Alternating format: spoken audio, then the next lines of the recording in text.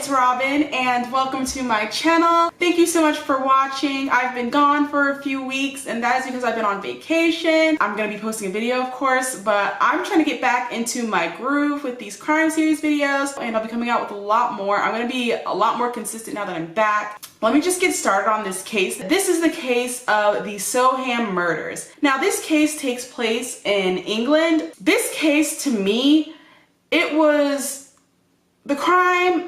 surprising, not only because of the nature of it, like it's a murder case, so of course that's horrible, but it's just how everything unfolded that made it that much worse. Let's just jump right into it. So on August 4th of 2002, two 10-year-old girls, Holly Wells and Jessica Chapman, were at a barbecue. They were at Jessica's family home. This barbecue was in Soham, Cambridgeshire, which of course is why they call it the Soham Murders, because that's the area that it took place in. But yes, at this barbecue, the girls, they were there, they were wearing matching Manchester United football shirts. They were wearing these shirts all throughout the barbecue and up until the moment they left. And this is just a picture of them 4 hours before it had been realized that they were missing. This is a picture while they were still at the barbecue.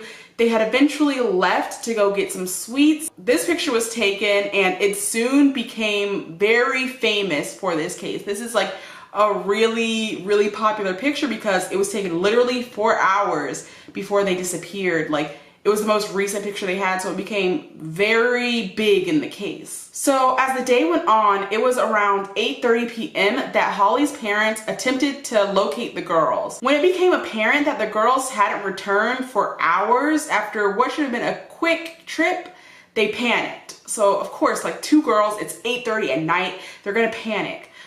The girls were officially reported missing around 9:45 that same day, and the police quickly got involved. Not only did the police get involved very quickly, but also did friends and family. So there were search parties, like huge search parties for both of these girls.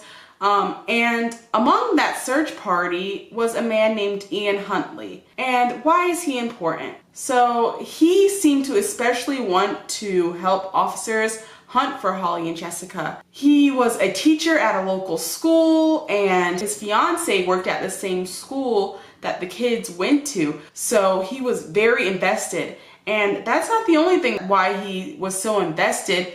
It's because he was possibly one of the last people to see the girls alive. He had advised the police that apparently the girls had walked past his house.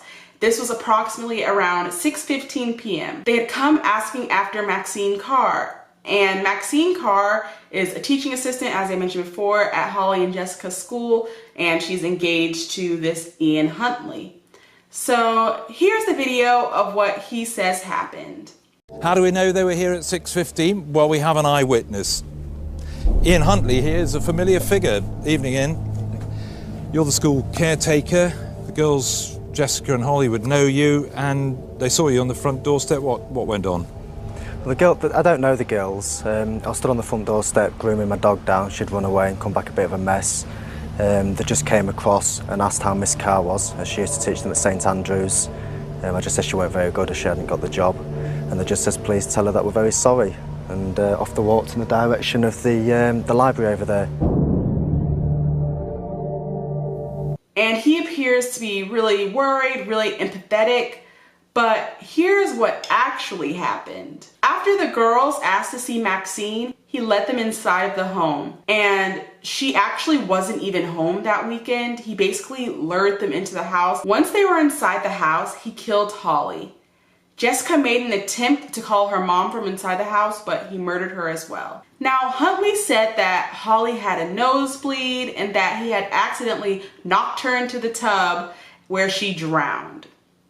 Doesn't seem likely because it most likely isn't. Then he says that he smothered Jessica by mistake as he tried to stop her crying after Holly died. And clearly his story kept on changing because he was telling lies. He even went as far as saying that if she, Jessica, hadn't kept shouting, she'd have gotten out of the house alive. He said, I was telling her to stop shouting so I could think. She kept saying, you pushed her, you pushed her.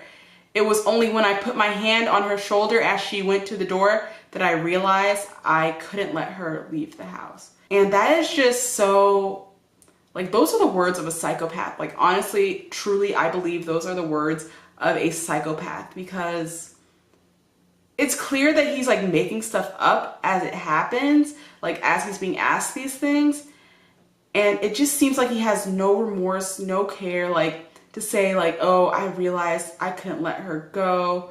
Like, I couldn't let her leave the house. Like, I had no choice in this. Not like, I'm sorry. He just seems like unsympathetic to the whole situation. So the police believe that both girls were dead by 6:45. And the reason for that is because that's when Jessica's phone was switched off. Huntley used his car to transport their bodies about 20 miles away, and he dumped them in a ditch and set them on fire to destroy the forensic evidence. It was on August 16th that Huntley and his fiancée, Carr, were both questioned by police. And while they were being questioned, their house and belongings at the schools that they worked at were being searched. During that time frame, the police recovered burned remains of the Manchester United shirts that the girls were wearing. Huntley and Carr were arrested in the early hours of August 17th on the suspicion of murder. The bodies of the girls were found that same day by a local farmer named Keith Pryor. So just to clear things up a bit about his fiancée and why she was arrested as well. The fiancée, Maxine Carr, she was involved with this because prior to the murders, her and Huntley had gotten into an argument, some huge argument. Huntley thought that she was cheating on him, and so not long before 6:15 on August 4th, he angrily ended a call to Carr. It is believed that that was the catalyst for the crime. It was after he committed the crime that he had called her and told her what he did. Now, you would think a normal person would be like, oh my God, I need to tell someone, I need to tell the police, this person needs to be arrested. But no, she urged him not to tell anyone because she was worried she would lose her teaching job. So she basically helped keep up the facade as well. She was involved in efforts to try to find the girls, even though she knew what happened to them. Here's this picture here, and it's showing something that one of the girls had given to her. She basically tried to appear like she was sympathetic to the cause. She knew these families and these friends were grieving and upset, and she just pretended like she was the same, like she didn't have any idea what was going on. So that is why she was arrested. That is why she is involved, and it's just horrible. Like, these cases, man, they get so exhausting. Like, thinking of how horrible people are. It's worse that they were actively involved in the search for them, and they were interviewed several times about the disappearance. I can quote him. He said that their disappearance was absolutely a mystery. Even during the second week of the search, he told television crews that while there is no news, there's still that glimmer of hope. And that's basically what we're hanging on to. Like, you know you killed these girls. You know what you did. And you're here keeping up the facade. And even more surprising that his fiance did too, when she literally could have just told the truth and told someone.